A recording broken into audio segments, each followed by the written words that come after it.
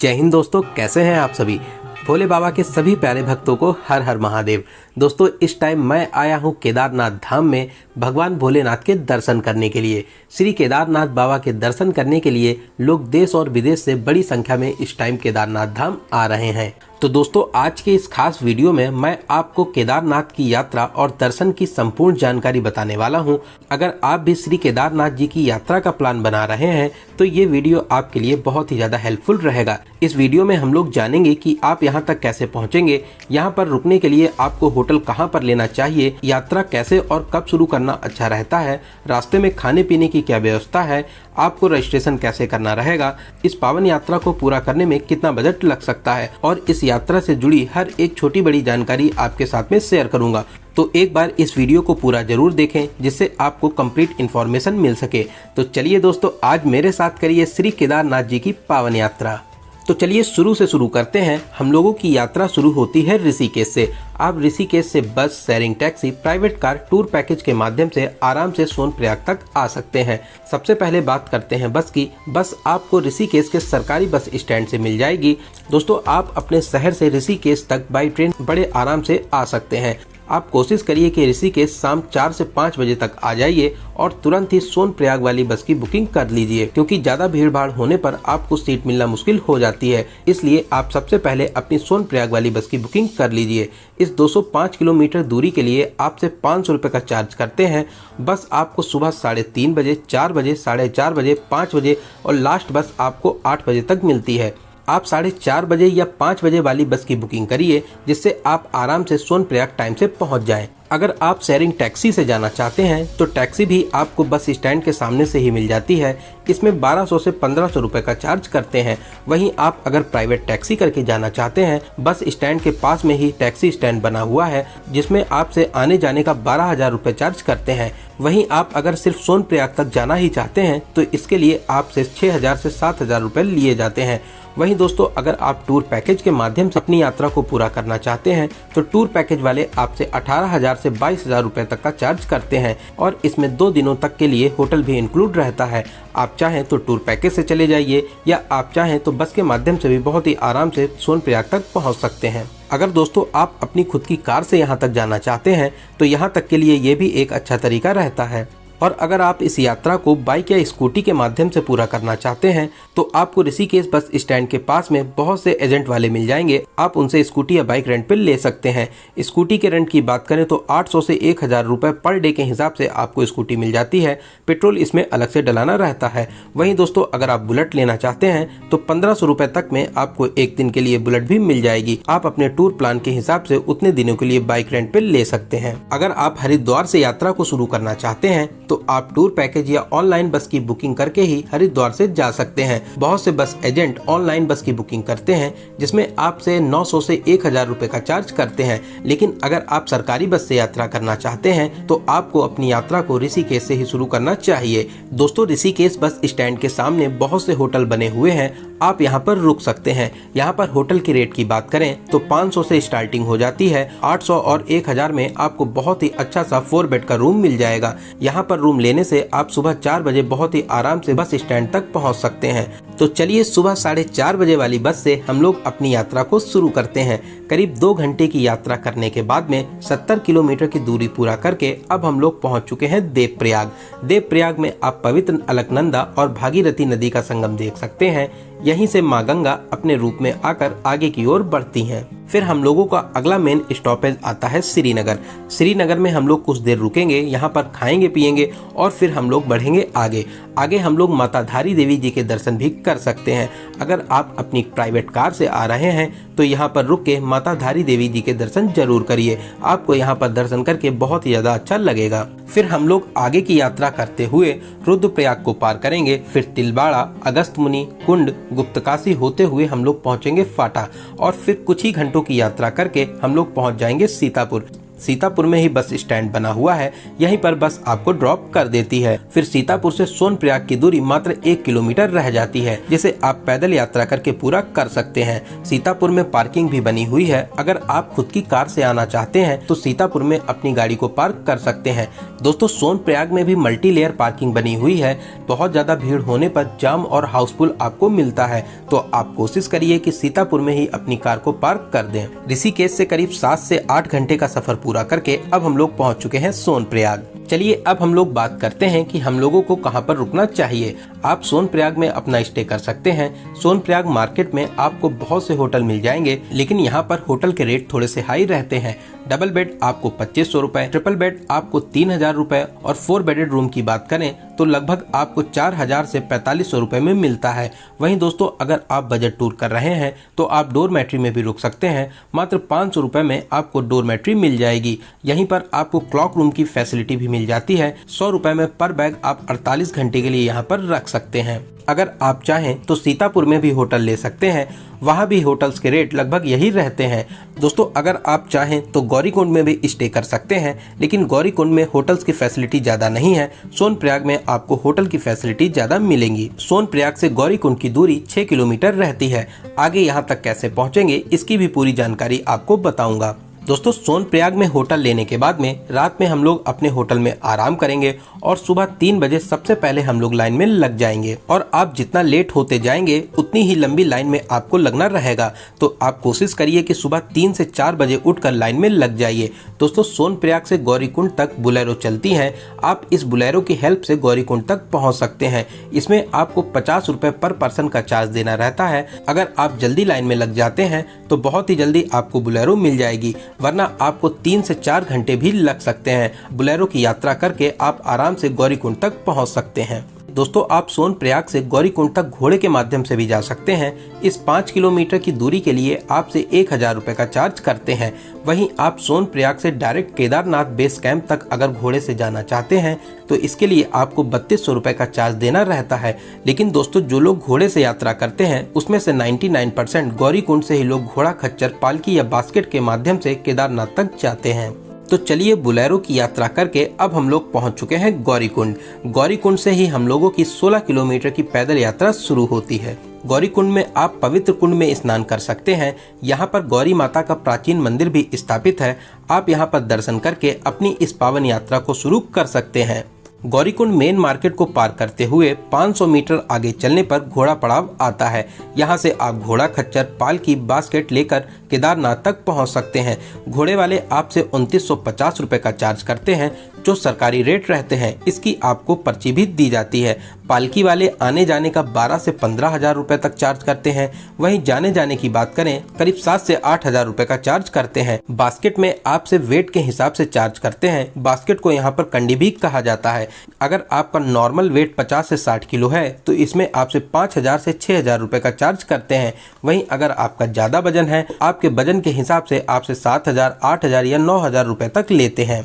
दोस्तों, हम लोग इस पावन यात्रा को पैदल ही शुरू करेंगे। शानदार नज़ारे और प्यारे प्यारे झरनों को देखते हुए लगभग 4 किलोमीटर की पैदल यात्रा पूरा करके हम लोग आ चुके हैं अपने पहले बड़े स्टॉपेज जंगल चट्टी पर। दोस्तों, यहाँ पर बहुत ही ज़्यादा भीड़ भाड़ होती है। एक ही रास्ता है, उसी रास्ते से घोड़े खच्चर, पालकी और बास्केट वाले भी चलते हैं। साथ ही साथ पैदल यात्री भी इसी रास्ता से यात्रा करते हैं। तो मेरी आपको यही एडवाइस रहेगी कि आप घोड़े खच्चर से बचकर चलें, क्योंकि ये लोग सिर्फ खुद से मतलब रखते हैं। यात्रियों को क्या प्रॉब्लम हो रही है ये लोग उसका बिल्कुल भी ध्यान नहीं देते हैं। पैदल यात्रा करने के लिए आप डंडा या लाठी ले सकते हैं, जिससे आपको चलने में बहुत ही ज़्यादा आराम मिलेगी। और यात्रा में आप कम से कम ही सामान ले जाएं, जितना जरूरी हो उसी सामान को आप ऊपर तक ले जाइए। अगर आपके पास में बहुत ज़्यादा सामान होगा तो आप बहुत ही जल्दी थक जाएंगे। यहाँ पर कुछ खाने पीने के बाद में अब हम लोग चलेंगे आगे। लगभग पूरे रास्ते आपको खाने पीने की दुकानें मिलती हैं। जगह जगह पर आपको चाय, बिस्किट, नींबू पानी, मैगी, नमकीन और सभी तरह के नाश्ते मिलते हैं। चाय आपको 30 रुपए में मिलती है, पानी की बोतल 50 रुपए, नींबू पानी 30 रुपए, मैगी आपको 50 रुपए में मिलती है। वहीं खीरा आप 20 से 30 रुपए में ले सकते सकते हैं। लगभग 1.5 किलोमीटर की और पैदल यात्रा करके अब हम लोग पहुंच चुके हैं भीमबली। यहाँ पर आपको खाने पीने के ज्यादा ऑप्शन मिलेंगे। यहाँ पर आप 50 रुपए में राजमा चावल खा सकते हैं, 60 रुपए में आपको आलू का पराठा मिल जाएगा, 40 रुपए में आप दाल चावल खा सकते हैं और भी बहुत सी चीजें आप खा पी सकते हैं। दोस्तों आप रुकते रुकाते हुए ही चलें, नहीं तो आपको सांस लेने में थोड़ी सी प्रॉब्लम हो सकती है। जगह जगह पर नींबू पानी जरूर पिएं, इससे आपको बहुत ही ज्यादा एनर्जी मिलेगी। दोस्तों बात करें चढ़ाई की तो चढ़ाई तो ज्यादा है। भीमबली के बाद में आपको और भी ज्यादा चढ़ाई देखने को मिलती है। भीमबली के आगे रामबाड़ा पड़ता है। पहले रामबाड़ा ही केदारनाथ का बेस कैंप हुआ करता था, लेकिन 2013 की महाआपदा में ये रामबाड़ा पूरी तरह से तबाह हो गया था। आप इसके निशान आज भी देख सकते हैं। मेरी महादेव से यही कामना है कि भविष्य में ऐसी आपदा फिर कभी ना आए। दोस्तों भीमबली से 2 रास्ते कट जाते हैं। एक में चढ़ाई कम है, लेकिन इसकी डिस्टेंस 1 किलोमीटर ज़्यादा पड़ती है। वहीं जो रास्ता सीधे गया हुआ है, इस पे आपको चढ़ाई थोड़ी सी ज़्यादा मिलेगी, लेकिन ये रास्ता 1 किलोमीटर कम है। दोनों ही मार्गों से आपको मंदाकिनी नदी को पार करके पुल के माध्यम से दूसरी ओर आ जाना रहता है। लगभग गौरीकुंड से 9 किलोमीटर की यात्रा को पूरा करके अब हम लोग पहुँच चुके हैं छोटी लिंचोली। दोस्तों अगर आप रास्ते में थक जाते हैं और घोड़ा करना चाहते हैं तो आपको जगह जगह पर घोड़े वाले भी मिल जाएंगे, लेकिन आप रेट डिस्टेंस के हिसाब से लगाइए। भीमबली से केदारनाथ तक लगभग आपसे 1800 से 2000 रुपए लिए जाते हैं।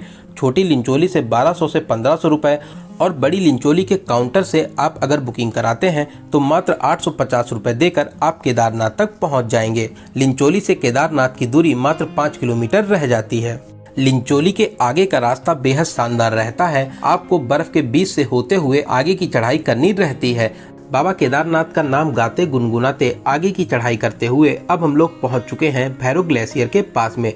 अभी कुछ दिन पहले ये ग्लेशियर नीचे आ गया था, जिससे 2-3 दिन की यात्रा प्रभावित हुई थी। इसी ग्लेशियर के ऊपर से होते हुए आगे की यात्रा करके अब हम लोग आ चुके हैं बेस कैंप से मात्र 1.5 से 2 किलोमीटर की दूरी पर। बहुत ही शानदार नज़ारों से भरा हुआ बर्फ के बीच से होते हुए अब हम लोग पहुंच चुके हैं केदारनाथ बेस कैंप के पास में। यहाँ से केदारनाथ मंदिर मात्र 1 किलोमीटर रह जाता है। घोड़े खच्चर पालकी वाले आपको यहीं पे ड्रॉप कर देते हैं। दोस्तों आप आराम से रुकते रुकाते हुए खाते पीते हुए लगभग 10 से 12 घंटे में यहाँ तक पहुँच सकते हैं। चलिए अब हम लोग बात करते हैं कि यहाँ पर रुकने की क्या क्या व्यवस्था रहती है। आपको यहाँ पर बहुत से टेंट मिल जाएंगे, जिसमें आपसे 500 रुपये का चार्ज करते हैं।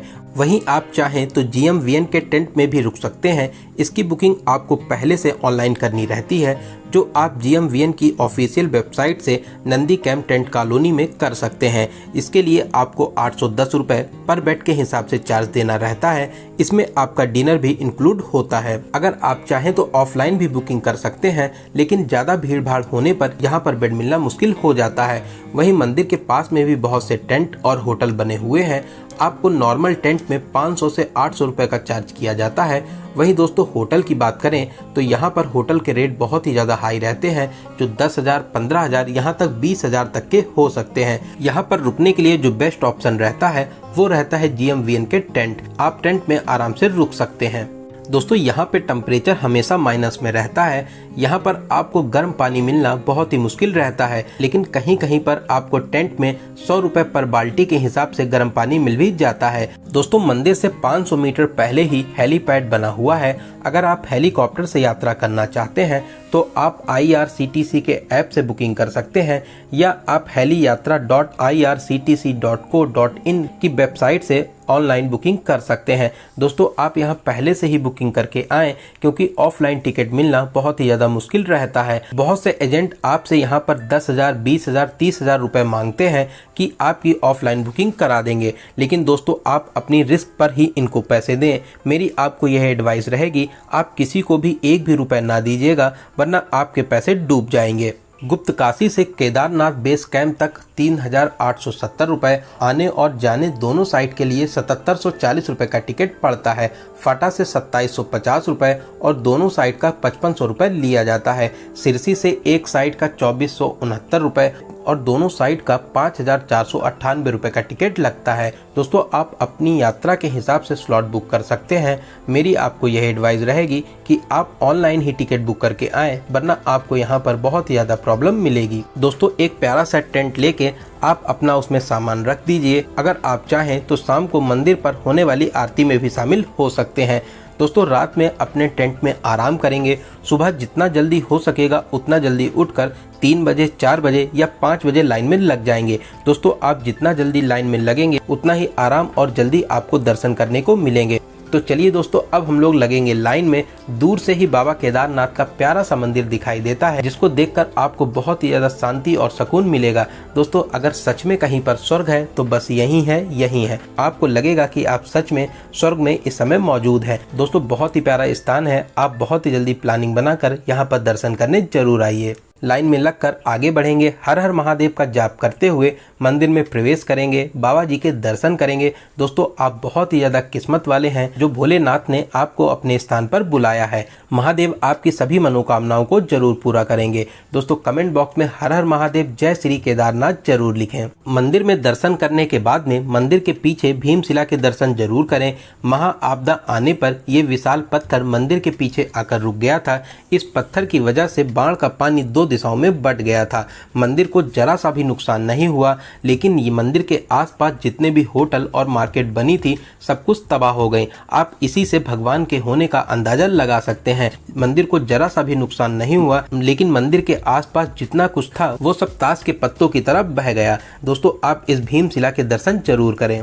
अब मंदिर प्रांगण को और भी विशाल और सुंदर बनाया जा रहा है। साथ ही साथ बहुत से विकास कार्य यहाँ पर लगातार हो रहे हैं। मंदिर में दर्शन करने के बाद में आप भैरव बाबा के दर्शन करने भी जा सकते हैं, जो 1 किलोमीटर चढ़ाई करके भैरव घाटी पर भैरव बाबा का मंदिर बना हुआ है। आप यहाँ पर भी दर्शन करने जा सकते हैं। दर्शन करने के बाद में अगर आप कुछ खाना पीना चाहते हैं तो पास में ही होटल और रेस्टोरेंट बने हुए हैं, जहाँ पर आपको बहुत ही अच्छे रेट पर खाना मिलता है। आप यहाँ पर नाश्ता पानी करिए। अगर आप चाहें तो यहाँ पर खाना पीना भी कर सकते हैं। दोस्तों मंदिर प्रांगण में कुछ समय देने के बाद में अब आप चाहें तो वापसी की यात्रा कर सकते हैं। वापसी में आपको लगभग 5 से 6 घंटे की यात्रा करके आप आराम से नीचे आ जाएंगे।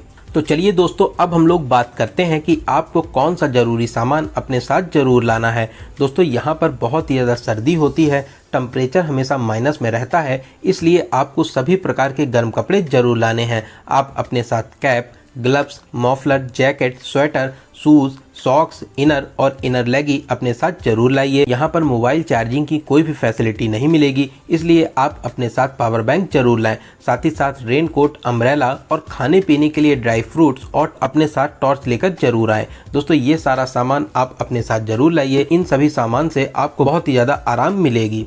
दोस्तों कुछ विशेष बातें आपको ध्यान में रखना चाहिए। केदारनाथ में मौसम कभी भी बदल जाता है और यात्रा रोक दी जाती है, तो आप एकदम भी परेशान ना हो। नेक्स्ट मॉर्निंग या कुछ घंटों के बाद में यात्रा फिर से शुरू हो जाती है। आप परेशान होकर वापस लौटने का बिल्कुल भी ना सोचें। जहां पर भी आप हैं वहीं पर आराम से रुकिए। बाबा केदारनाथ की यात्रा बहुत ही जल्दी शुरू हो जाती है। तो चलिए अब हम लोग बात करते हैं कि इस पावन यात्रा को पूरा करने में आपको कितने दिनों का प्लान बनाना चाहिए। दोस्तों आप 5 से 6 दिन में बहुत ही अच्छे तरीके से इस पावन यात्रा को पूरा कर लेंगे, लेकिन आप 1 दिन एक्स्ट्रा लेकर चलिए। अगर आपकी यात्रा 1 दिन के लिए प्रभावित होती है तो उस एक्स्ट्रा दिन में आप आराम से अपनी यात्रा को पूरा कर लें। तो आप 6 से 7 दिन का प्लान बनाइए। इन 6 से 7 दिनों में आप बहुत ही अच्छे तरीके से इस यात्रा को पूरा कर सकेंगे। दोस्तों अगर आप केदारनाथ जी की यात्रा करने के बाद में बद्रीनाथ भी जाना चाहते हैं तो सीतापुर बस स्टैंड से सुबह 4 बजे से 9 बजे तक आपको बस मिल जाएगी। आप आराम से बद्रीनाथ भी जा सकते हैं। तो चलिए दोस्तों अब हम लोग बात करते हैं रजिस्ट्रेशन की। आप अपना रजिस्ट्रेशन कैसे कर सकते हैं। आपको सबसे सरल ऑप्शन रहता है कि आप व्हाट्सएप से अपने रजिस्ट्रेशन को कर लीजिए। आपको स्क्रीन पर नंबर दिखाई दे रहा होगा, इस नंबर को आप व्हाट्सएप पे सेव करके इसमें आप इंग्लिश या हिंदी में यात्रा लिख के सेंड कर दीजिए। आपको उधर से तुरंत रिप्लाई मिलेगा। 1 बाय 1 आपसे जो जो क्वेश्चन पूछे जाते हैं उसको आप सेलेक्ट करते रहें और अपना नाम, आधार नंबर, मोबाइल नंबर और भी जितनी डिटेल्स हैं आप उनको फिल कर दीजिए। सारी डिटेल फिल करने के बाद में आपको PDF के रूप में आपका रजिस्ट्रेशन भी दे दिया जाता है। यही PDF आपको रजिस्ट्रेशन चेकिंग में दिखाना रहता है, जो आपको सोनप्रयाग या केदारनाथ बेस कैंप के पास में चेक किया जाता है। या आप चाहें तो 4 धाम यात्रा की ऑफिशियल वेबसाइट से भी ऑनलाइन रजिस्ट्रेशन कर सकते हैं। तो चलिए दोस्तों अब बात करते हैं सबसे जरूरी क्वेश्चन की, बजट की। कितने बजट में आप इस पावन यात्रा को पूरा कर लेंगे। दोस्तों अगर आप पैदल यात्रा करते हैं तो आप मान के चलिए कि इस पूरी यात्रा को 6,000 से 7,000 रुपए में बहुत ही अच्छे तरीके से पूरा कर लेंगे। तो इस बजट में आपका ट्रेन का किराया, ऋषिकेश से आने जाने का बस प्लस होटल, केदारनाथ में टेंट, खाना पीना इंक्लूड रहता है। वहीं दोस्तों अगर आप घोड़े या पालकी से अपनी यात्रा को पूरा करना चाहते हैं और प्राइवेट टैक्सी करके सोनप्रयाग तक आते हैं, फिर जैसा आपका बजट हो उस हिसाब से अपनी यात्रा को पूरा कर सकते हैं। लेकिन दोस्तों अगर आप पैदल यात्रा करते हैं तो आप मान के चलिए कि 6,000 से कम में भी आप अपनी इस पावन यात्रा को पूरा कर लेंगे। तो दोस्तों यहाँ पर मैंने आपको केदारनाथ जी की यात्रा से रिलेटेड हर एक छोटी बड़ी जानकारी को बहुत ही सही और अच्छे तरीके से बताने की पूरी कोशिश की है। मैंने सभी क्वेश्चंस को कवर करने की पूरी कोशिश की है। अगर आपके फिर भी कोई क्वेश्चन रह जाते हैं तो आप हमें कमेंट के माध्यम से पूछ सकते हैं। बहुत ही जल्दी आपके कमेंट का रिप्लाई दिया जाएगा। अगर आपके वीडियो से रिलेटेड कोई भी सुझाव हो तो आप हमें जरूर बताएं, अगले वीडियो में उसको जरूर शामिल किया जाएगा। दोस्तों आपको ये वीडियो कैसा लगा और आप इस वीडियो को कहां से देख रहे हैं प्लीज कमेंट बॉक्स में जरूर बताइएगा। अगर ये वीडियो आपको हेल्पफुल लगी हो तो वीडियो को लाइक जरूर करें, साथ ही साथ अपने फ्रेंड्स और रिलेटिव्स में जरूर से जरूर शेयर करें। आप किसी और दूसरे वीडियो में खो जाएं उससे पहले चैनल को सब्सक्राइब करके बेल आइकन को जरूर प्रेस करें। तो चलिए दोस्तों अब मिलते हैं किसी ऐसे ही इंफॉर्मेटिव वीडियो में। तब तक आप अपना और अपने परिवार का बहुत ज्यादा ख्याल रखें। आपकी यात्रा सफल, सुगम और मंगलमय हो। जय हिंद, जय भारत, हर हर महादेव, जय श्री केदार।